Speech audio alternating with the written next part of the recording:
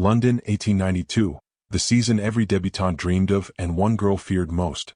If you enjoy stories of forbidden love, whispered scandals, and the kind of devotion that defies society itself, don't forget to subscribe, because tonight's tale begins where pride meets heartbreak. The chandeliers of Belgrave Square burned with cruel beauty, scattering gold across gowns stitched in envy and ambition. Beneath their glitter, laughter rang too brightly, too sharp. 1,000 candles bore witness to the endless parade of grace and greed that London called civility. And in the farthest corner of that brilliance stood Lady Eleanor Whitmore, her gloved hands clasped tight, her smile practiced to perfection, the kind of smile that hid ruin. Once she had been the daughter of a respected baron, taught to waltz before she could read and to curtsy as if her life depended on it. But her father's debts, like shadows swallowing light, had consumed everything, the estate, the name, the future promised to her. Now she stood not as a guest of honor but as a governess accompanying the daughters of those who pitied her misfortune. Pity, that word hurt more than poverty. "Do you suppose she still dreams of marriage?" whispered a young lady in pearls as she passed. "Who would take a penniless tutor, no matter how fine her eyes?" The laughter that followed was soft but precise, the sort that cuts without leaving blood. Eleanor heard it, of course. She always did. Yet she did not flinch. A governess must never show she bleeds. Across the ballroom, Adrian Hawthorne, the Duke of Ashbourne, stood like a painting of restraint, tall, impeccably tailored, eyes the color of stormed seas. Men spoke of his wealth, women of his solitude. His wife had died 3 winters ago, and since then rumor had been his only companion. The crown eyed his estate with thinly veiled interest. One more scandal, one more debt, and even a duke's title could crumble. He did not dance that night. He did not smile. Instead, his gaze drifted, drawn by something quiet, uncalculated. A woman standing alone, dignified despite her faded silk, her head bowed not in shame but composure. It was not beauty that caught him. It was her stillness in a world addicted to noise. "Your Grace," murmured Lord Pembroke, his oldest confidant, "it is said that without a legitimate heir by spring, the crown may reclaim part of your holdings. There are whispers at the treasury already." "I am aware," Adrian replied, voice even. "And yet you refuse every offer. Every daughter of standing waits to be the Duchess of Ashbourne." Adrian's jaw tightened. "I will not buy loyalty with diamonds, nor secure my future with vanity. A convenient marriage may protect a title, but it ruins a soul." Lord Pembroke sighed. "Then find a woman who has none left to lose." Eleanor's laughter, quiet, genuine, drifted across the floor just then, startling them both. She was speaking to a child, a young pupil tugging at her sleeve. Even in this glittering pit of pretense, she knelt to fix the girl's ribbon, her smile soft as candlelight. Something inside Adrian shifted, almost against his will. A seed of thought he dismissed immediately. Impossible. Unthinkable. Yet it lingered, like the faint scent of lavender after a door closes. Later that evening, Eleanor slipped into the rain-dimmed streets, her employer's carriage long departed. She preferred to walk home through the drizzle. It washed away the words she could not answer. Her boots splashed quietly through puddles reflecting gaslight and cobblestone. She thought of her father's last letter, of promises written in fading ink. "Forgive me, my darling. I could not give you the life you deserved." At the same hour, in his carriage drawn by black steeds, Adrian's thoughts returned again to that same ballroom corner, to that same stillness that had unsettled him. He had spent years surrounded by beauty, yet never by peace. Tonight, he had glimpsed both, in the eyes of a woman who owned neither wealth nor protection. The following morning, the city's gossip sheets delivered their usual poison with tea and toast. "The Duke of Ashbourne still unwed, treasury awaits his fall."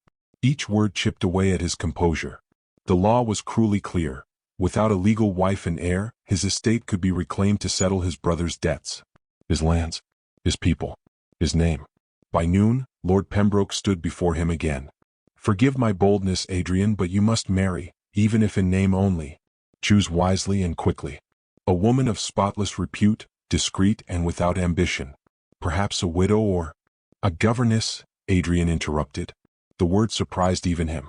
Pembroke frowned. "Surely you jest." Adrian turned toward the rain-blurred window. A governess would understand silence. She would not gossip. She would not ask for affection. His tone hardened. "I do not require love, only virtue." The steward was sent at once to inquire discreetly. That evening, when Eleanor received the summons to Ashbourne Hall, she thought at first it a cruel mistake. She stood in the modest parlor of her lodgings, reading the letter twice. The Duke of Ashbourne, the same man whispered about in every drawing room, sought an audience with her. She smoothed the creases in her worn dress, her heart caught between dread and disbelief. The following day a carriage bearing the Ashbourne crest arrived. Inside, silence pressed thick as velvet. Through the rain-streaked glass, the countryside blurred past like memory itself. When she entered the Duke's study, the scent of cedar and parchment filled the air. He did not rise immediately. He studied her as one might study a question rather than a person. She curtsied, careful not to tremble. "My lord," she said softly, "I was told you had need of a governess." He closed the ledger before him, eyes unreadable. "Not precisely. I have need of a wife." She froze. The words struck like thunder muffled by manners. "Only in name," he continued. "A contract. No sentiment, no expectation. My estate is under scrutiny, I must appear domestically settled." Her breath faltered. "You would wed a woman you scarcely know?" "I would preserve my people, Miss Whitmore," he said. "And I believe you to be discreet." Eleanor lifted her gaze, meeting his for the first time. "Then let me ask, Your Grace, what do you offer in return for such a sacrifice?" His lips curved, not quite a smile. "Security, respect, and the comfort of knowing your virtue serves a greater good." She almost laughed at the irony, that the world which had stripped her of dignity now demanded she sell it to survive. Yet something in his tone, so measured, so weary, made her pause. "If I accept," she said finally, "it shall not be for your title nor your gold. Only to prove that a woman may still keep her honor, even in pretense." For the first time that day something flickered in his eyes, not amusement, not pity, but something closer to admiration. "Then we are agreed," he said quietly. The clock struck 6. Outside, rain fell with gentle insistence, as if sealing the unspoken terms of fate. And as Eleanor stepped out into the carriage once more, she could not tell whether she had just saved herself, or surrendered everything she still was. The scandal began, as most tragedies in London did, with whispers that grew teeth. By the time the morning papers reached the marble breakfast tables of Mayfair, the Duke of Ashbourne's name was already inked beside the word disgrace. His late father's debts had resurfaced, an inheritance dispute was set to strip him of half his estate, and the Crown's legal offices were circling with the quiet patience of vultures. The Duke, Henry Alastair Cavendish, had faced battlefields and Parliament alike, but nothing quite so treacherous as gossip. And London's gossip, once ignited, could burn through a man's legacy faster than any fire. He sat in his study that morning, gloved hands folded over a letter sealed in black wax. His expression, cold, resolute, faintly haunted, belied the tempest raging within. The firelight trembled across his face, tracing the fine scar at his jawline, a relic from a duel he no longer spoke of. Behind him hung portraits of his ancestors, lords and ladies who seemed to watch their descendant with judgment carved into oil and gilt. "She was hired then?" he asked quietly without looking up. "Yes, Your Grace," replied his butler, Mortimer, a man whose calm demeanor could have soothed even a hurricane. "The solicitor assures me she comes highly recommended. A governess of proper manners, sufficient education, and appropriate virtue." "Virtue," Henry murmured, tasting the word as though it were ash. "How easily the world speaks of virtue when it costs them nothing."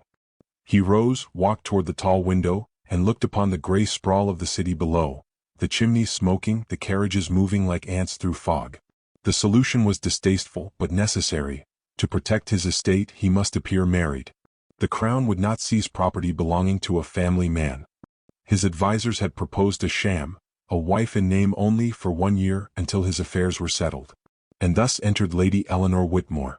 She arrived that same afternoon, not in a carriage befitting a noble woman, but in a modest coach from Surrey. The rain had followed her, clinging to the folds of her pale blue gown and to the dark tendrils of hair that escaped her bonnet. She carried no jewels, no airs, only a small leather trunk and the posture of someone who had spent a lifetime trying to stand tall despite being told she should bow. When she stepped into Ashbourne Hall, the servants stared.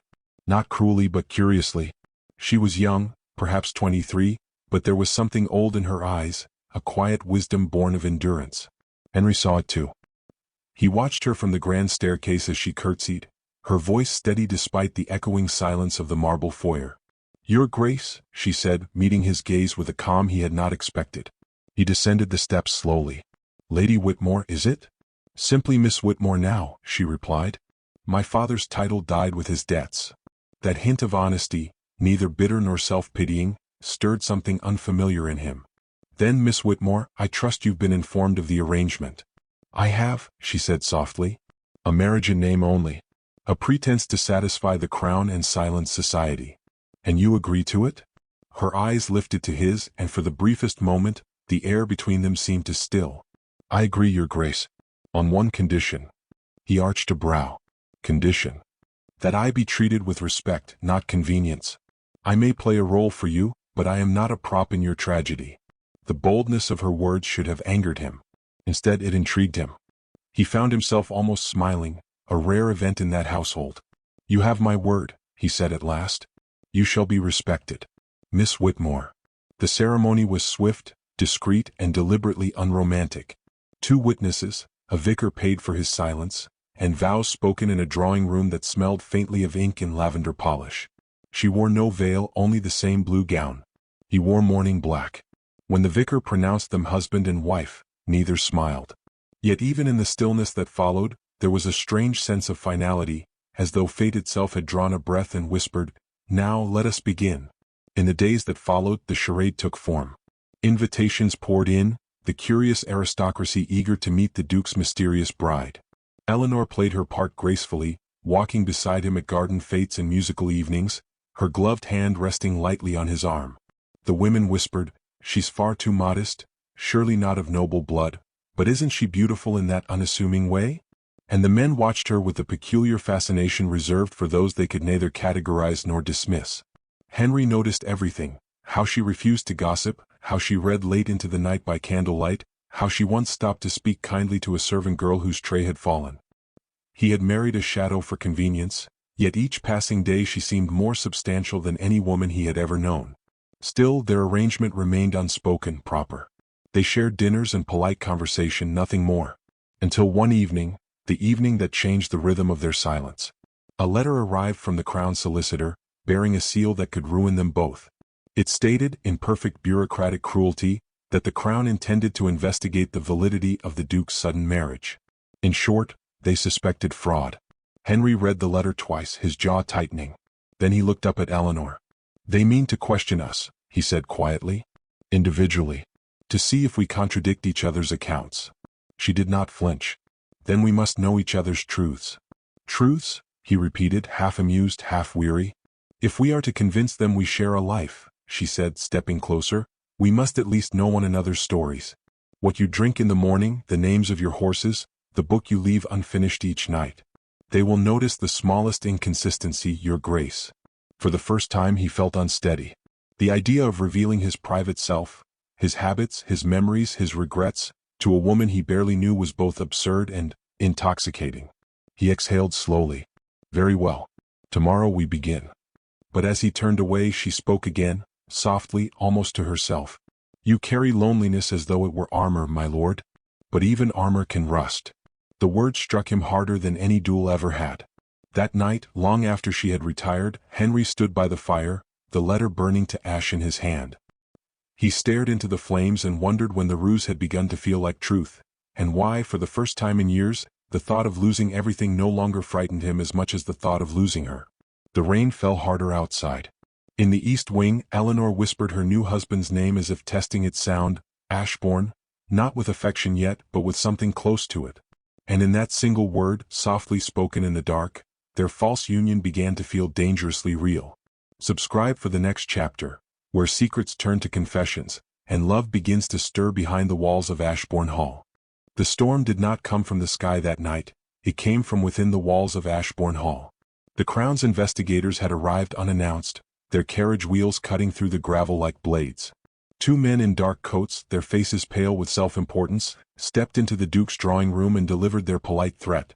They would return in 3 days' time for an inquiry. Every question, every glance, would be designed to tear apart the illusion Henry and Eleanor had built. When they left, silence claimed the room. The Duke stood by the hearth, motionless, his reflection caught in the gilt-framed mirror above the mantel. Eleanor watched him, her hands clasped to still their trembling. "They will ask where we met," she said softly. "Then we shall have an answer. They will ask what I wore, what you said, how long before you proposed." "Then we will know," he interrupted sharply, though his voice betrayed fatigue rather than anger. She stepped closer. And if we are caught? His eyes flicked to her, dark and unreadable. Then I lose everything. And you, he paused. You lose your name. Eleanor lowered her gaze. She had already lost so much, family, fortune, belonging, but the thought of public humiliation struck deeper than she cared to admit. The next morning began their strange rehearsals. From the moment dawn touched the gray sky, Eleanor and Henry walked through rooms heavy with history, memorizing a fiction they both pretended not to wish were true. This was the music room, Henry said, leading her through a chamber flooded with pale light. We could say you played here the evening we first met. Eleanor smiled faintly. And what did I play? Something soft. Something mournful. Beethoven, perhaps? Too foreign, he said after a moment. Playfield would be more acceptable to English sensibilities. She laughed quietly and the sound startled him. It was light, unguarded, wholly alive. Hours passed that way. They built their story detail by detail, question by question. At first it was mechanical, names, dates, family connections, but gradually something warmer began to weave through their words. He told her he liked strong tea and despised champagne.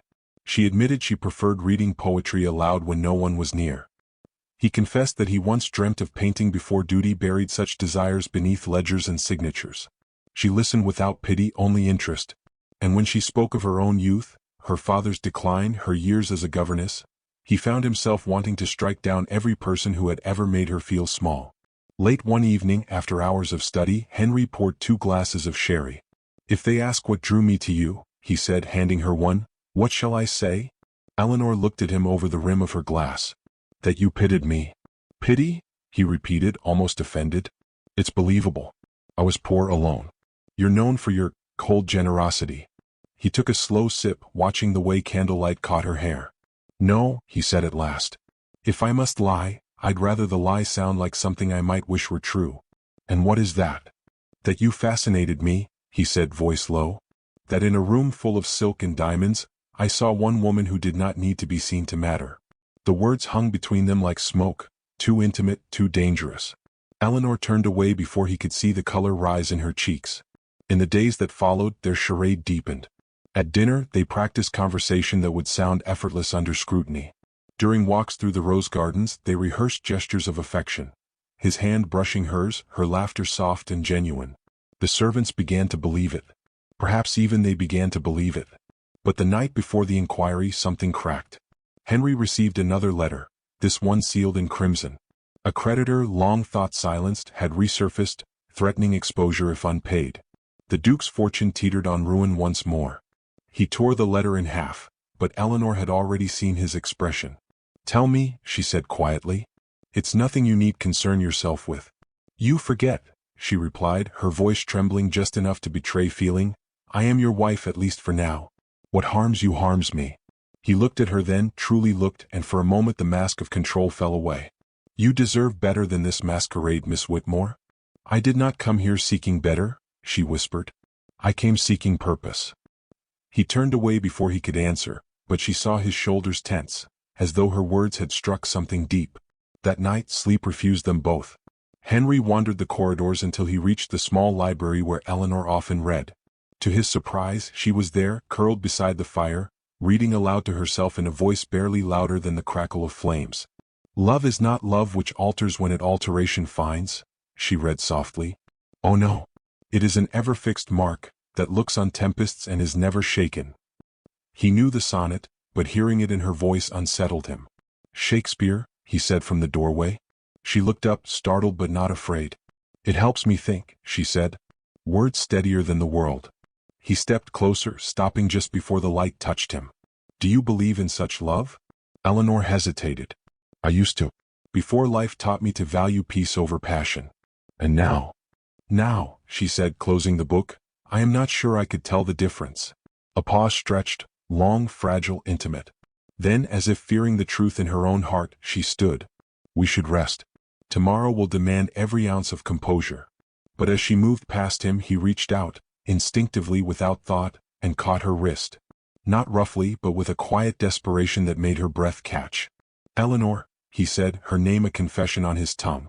If tomorrow should ruin us, if every lie should unravel, promise me you will not bear the blame. She turned, her eyes glistening. And if truth ruins you instead? He did not answer. Instead, he released her hand slowly as though letting go of something far heavier than flesh. Outside, thunder murmured in the distance, though no storm had been forecast. Eleanor returned to her chamber, her heart pounding not from fear, but from the strange certainty that their arrangement had crossed a line neither could retreat from. And in his study, the Duke stared at the remnants of torn letters and legal seals, knowing that the battle he once fought for property had become a war for something far rarer, something dangerously close to love. When dawn broke, pale and cold, Ashbourne Hall seemed to hold its breath. The carriages would soon return, the questions would begin, and the truth, whatever it was, would finally demand its due. But in that suspended hour between night and morning, one thought echoed in both their minds: it was never supposed to feel real. And yet it did.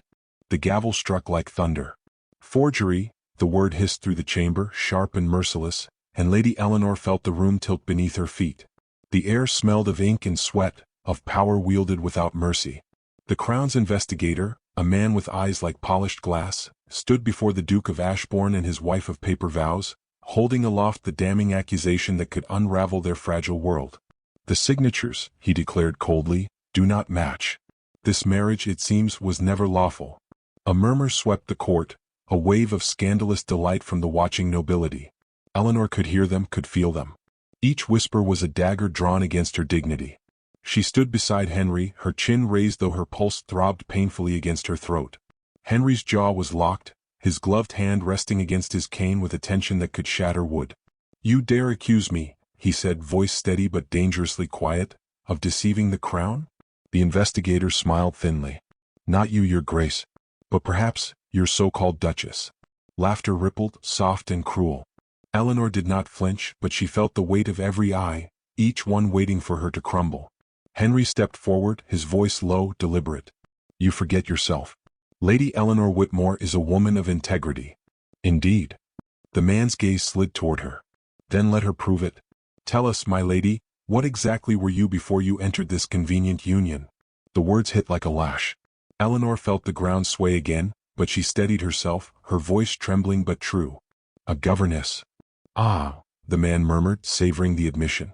"And you expect us to believe a governess could win the heart of a duke?" Before Henry could speak, Eleanor lifted her chin. "I expect you to believe nothing," she said quietly. "I have no talent for convincing men who have already decided to condemn me." The silence that followed was absolute. Even the whispering courtiers fell still. Henry looked at her then, truly looked, and something in his expression shifted. Pride, anger, admiration, perhaps all at once. The investigator, frustrated, turned to him. "Then you will provide proof. Show us the marriage certificate, signed by the parish vicar. Or admit the deceit before this matter escalates beyond your control." Henry's reply came like ice. "You will have your proof by dusk." But as the chamber emptied, and the echo of gossip trailed down marble corridors, Henry's composure cracked. Alone with Eleanor in the carriage, he raked a trembling hand through his hair. "The document," he said bitterly. "It's gone." Eleanor turned to him. "Gone? Taken, or destroyed? I cannot tell which. But without it, our story collapses." She felt the carriage lurch forward, wheels splashing through rain. There must be something else. A witness, perhaps, someone who knows the truth. "There is no truth," he said quietly. "Only the illusion we built." The words cut deeper than any accusation. Eleanor stared out the window, the gray blur of London passing by. For the first time since the day of their bargain, she felt the full cost of their deception pressing upon her chest. When they reached Ashbourne Hall, the staff watched with wide, anxious eyes. Rumors had already spread faster than any messenger could gallop. Eleanor moved through the corridors like a ghost, her thoughts a storm of fear and shame. In the study, Henry stood before the fire, the flickering light carving sharp lines across his face. "They will strip me of my title," he said, voice hollow. "The estate, the lands, everything will fall to the Crown." "And me?" she asked quietly. He looked at her, eyes unreadable. "They'll say you deceived me. That you seduced a duke for wealth you never touched." Eleanor drew a shaky breath. "Then let them. I would rather be ruined by truth than saved by lies." His expression darkened. "Do you think I can stand by while they destroy you?" She turned from him, walking to the window where rain traced fragile rivers down the glass. "You cannot fight them all, Henry. Some battles are lost before they begin." He crossed the room in 2 strides and caught her wrist, not with force but with desperate urgency. "Eleanor, look at me." She did. And what she saw undid her entirely, the fear, the guilt, the tenderness he no longer tried to hide. "You think I wanted this charade?" he said. "Do you think I took you for convenience?" "You said it yourself," she whispered. "A wife of virtue, not affection." His grip tightened, voice breaking. "And yet it is your affection that haunts me. I cannot think, cannot breathe without it." The confession hung between them, raw and impossible. She pulled away slowly, her heart trembling. "Don't," she said. "Don't say what cannot be unsaid." But he did not stop. "You were supposed to save my title," he said, stepping closer. "Instead you've saved me." For a heartbeat neither spoke. Then the door burst open. A servant, pale and breathless, held out a letter. "Your Grace, it arrived by courier. Marked urgent." Henry snatched it, tearing the seal. As his eyes scanned the page, color drained from his face. "What is it?" Eleanor asked. "The vicar," he whispered. "He's dead." Her breath caught. Dead? 3 nights passed. His chapel burned to the ground. The parish records, everything destroyed. The fire crackled behind them, a cruel echo of the loss. Henry sank into a chair, staring at the letter as though it might yet change its words. Eleanor felt the room tilt again, the world shifting on its axis. Without proof, their marriage was nothing but an elegant lie. "They'll come for you," she said quietly. "They'll come for us," he corrected. "No," she said, shaking her head. "You still have time to save yourself. Tell them I forged it. Say I deceived you. They'll believe it." He looked up sharply, horror in his eyes. "Do you think I would damn your name to save my own?" "I think you must," she whispered. "Because I cannot bear to see you fall for me." For a long moment the only sound was the fire. Then Henry stood, slow and resolute. "If this is ruin," he said, "then let us face it together." Eleanor turned toward him, her composure finally breaking. "Henry, don't." But he was already moving, already reaching for his cloak. "Tomorrow," he said, "I will stand before the court. Let them see me as I am. Let them know the truth of what I chose." "And what truth is that?" she asked, her voice breaking. He paused at the doorway, his silhouette framed by flickering light. "That I love you," he said simply, "and that I will not hide it, no matter the cost." The door closed behind him, and Eleanor stood frozen, the echo of his confession filling the hollow corridors like a vow sworn to the dark. Outside the rain had stopped. But in the silence that followed, Ashbourne Hall felt as though it were holding its breath before a storm that would decide everything. The bells of Westminster tolled through the grey morning air, each strike echoing like a judgment. By the time the Duke of Ashbourne entered the chamber, the benches were already full, lords, clerks, and spectators hungry for the ruin of a man who had dared to mock the order of things. The marble hall gleamed coldly beneath the chandeliers, every reflection polished to witness his downfall. And there, at the edge of the crowd, stood Eleanor, pale as frost, her hands clasped tight around the locket he had once given her. The accusation was simple: fraud, deception, the corruption of title. But beneath those words pulsed something more dangerous: class resentment, envy, and a nation eager to remind its nobility that even dukes could fall. When the chamber fell silent, Henry stepped forward. His voice was calm, though his heart hammered in defiance of every lesson in restraint his lineage had ever taught him. "I am guilty," he said. A collective gasp rippled through the room. "But not of deceit. My crime is of the heart." A murmur broke out, confused and scandalized. The investigator rose from his desk, incredulous. "Your Grace, the question before this court is not your sentimentality but your signature." Henry's gaze did not waver. "And I tell you that every word written upon that document, every vow spoken beneath that roof, was true, whether ink may remain to prove it or not." The crowd shifted uneasily. Some scoffed, others whispered. But his words carried weight beyond legality, they carried conviction. "I took Lady Eleanor Whitmore to wife not for inheritance nor reputation, but because she restored to me the only thing this title never granted, peace." Eleanor's breath caught, tears threatening but unshed. He turned toward the gathered nobles, his voice growing stronger, steadier. "You sit in judgment of a woman whose virtue shames us all. A woman who has borne your scorn in silence while you dine on the ruin of her name. If you demand punishment, let it fall upon me. But do not," his tone broke just slightly, "do not condemn the only person in this room who has done no wrong." The investigator's hand trembled as he lifted a document. "These are grave words, Your Grace. Yet proof remains absent. You would have us accept sentiment as law. Henry looked him in the eye. Law cannot measure truth. But you may measure character if you have the courage to see it. The chamber dissolved into whispers again. The presiding official, an aging baron with eyes dulled by politics, raised his hand for silence. Enough. The crown will deliberate. Henry bowed slightly, then turned and walked out before permission was granted. Outside, the air struck cold and sharp. Eleanor followed, her steps unsteady. When she reached him beneath the shadow of the great archway, she whispered, "They will destroy you for this." He smiled faintly, though it did not reach his eyes. "Then I am destroyed already, for I have nothing left to lose." Her voice broke. "You could have lied, Henry. You could have denied me.